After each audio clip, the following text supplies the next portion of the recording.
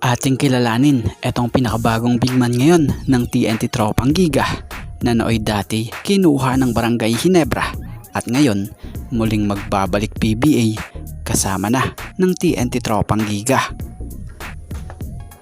Kit Jimenez natanggal man sa SMB pero may dumating na bagong opportunity sa kanya at ating kilalanin at alamin itong bagong koponang paglalaroan niya. At bago nga ang lahat, baka naman po pwedeng makahingi ng isang subscription para sa ating channel or paki-follow na rin po kung nagustuhan nyo ang ating mga basketball update. At kung ito na may makakabigat para sa inyo, kahit isang like and share na lamang po. Maraming salamat po.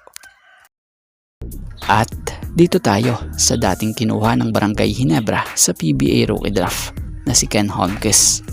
Isang big man. He is a 6'8" power forward center. Dati itong naglaro sa FEU, tapos naging parte rin siya noon ng national team na nagrepresenta sa Pilipinas sa International League. Naging parte rin ito ng team ng Barangay Ginebra sa PBA at bukod doon nakapaglaro rin siya sa 3x3.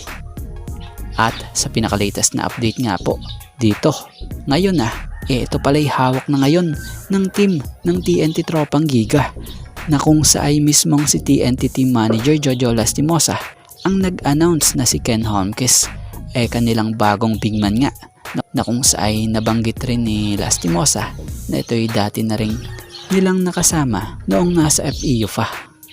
At batay kay Sir Jojo Lastimosa pa din, binanggit niya na ito yung dinrap noon ng Barangay Ginebra.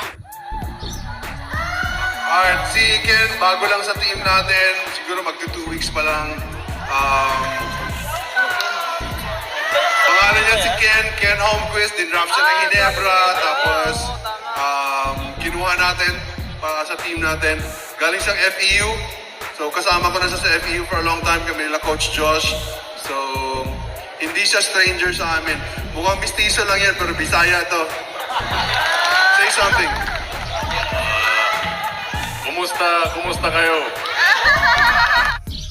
So sa pagkuha ng TNT kay Ken Holmquist siguro naman sa nakikita natin baka plano na rin nila magpalaki ng lineup dahil hindi ito kukunin ng TNT kung hindi ito gusto or kung hindi nila ito gusto ang estilo ng laro nito. So sa tingin natin may nakita ang TNT dito na pwedeng maitulong nito para sa kanilang team at para sa kanilang sistema. Kaya naman, abangan natin kung anong laro ang ipapakita niya ngayong balik PBA na siya para sa team naman ng TNT Tropang Giga. So tuluyan na ng binitiwan ng SMB si Kit Jimenez. Maraming ang mga SMB fans na rin at maging Kit Jimenez fans ang nalungkot ng isa si Kit Jimenez sa player na binitiwan ng SMB. Sa mga hindi nakakaalam ang 5'11" guard na si Kit Jimenez aka T-Rex nakuha ng SMB bilang pang 76 overall pick sa season 48 rookie draft ng PBA. Pero bago ito nakatungtong sa PBA ay una siyang nakilala sa Mavs Phenomenal Basketball na isang basketball development program. Bukod dyan, nakapag-MPBL muna siya para maglaro sa team ng Sarangani Marlins, Davao Occidental Tigers, Coco Life, and Jensen Warriors. At bago siya tuluyang sumampa sa PBA, si Kit Jimenez ang isa sa naging crowd favorite sa SMB. So sayang dahil limited minutes nga lang yung nabibigay sa kanya rito dahil sa loaded na rin talaga sa guard ang team na ito So bagamat tuluyan na siyang nawala sa SMB, tinanaw pa rin naman ni Kit Jimenez na naging malaking parte ng pangarap niya yung nagawa sa kanya ng SMB.